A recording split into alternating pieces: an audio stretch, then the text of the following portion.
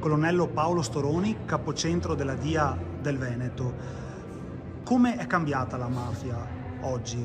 Oggi non possiamo più parlare della mafia modello anni 90, anni 80, inizio anni 2000. Oggi la mafia ha cambiato pelle. Ha cambiato pelle perché possiamo assolutamente definirla come un soggetto imprenditoriale, un soggetto economico che opera sul territorio, avendo la possibilità di disporre di ingenti capitali che chiaramente spesso provengono da attività delittuose, soprattutto compiute nel sud Italia.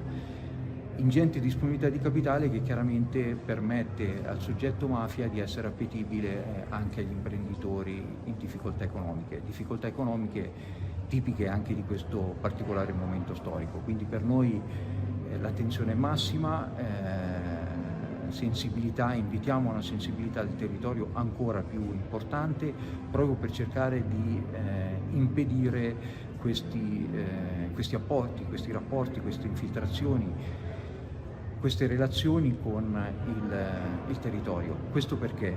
Perché oggi non deve essere più visto il problema imprenditore infiltrato con la criminalità organizzata.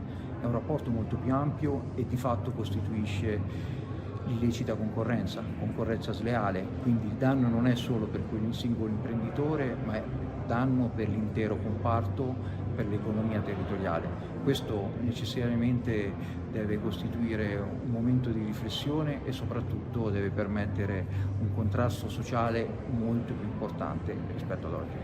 C'è un faro particolare acceso visto l'arrivo dei fondi dovuti a Olimpiadi, PNRR? Beh, sicuramente il faro con le prefetture, d'intesa con la Procura distrettuale antimafia di Venezia, l'attenzione è massima in direzione di Cortina in previsione delle Olimpiadi del 2026, ma anche tutti i fondi del PNR che arriveranno a breve su tutto il Veneto, quindi attenzione massima a Cortina, ma anche altre località ad alta valenza turistica sul Veneto. Questo chiaramente perché l'attenzione è anche in riferimento a una serie di operazioni immobiliari che possono concretizzarsi in questo momento storico, che possono essere anche preludio di attività di riciclaggio.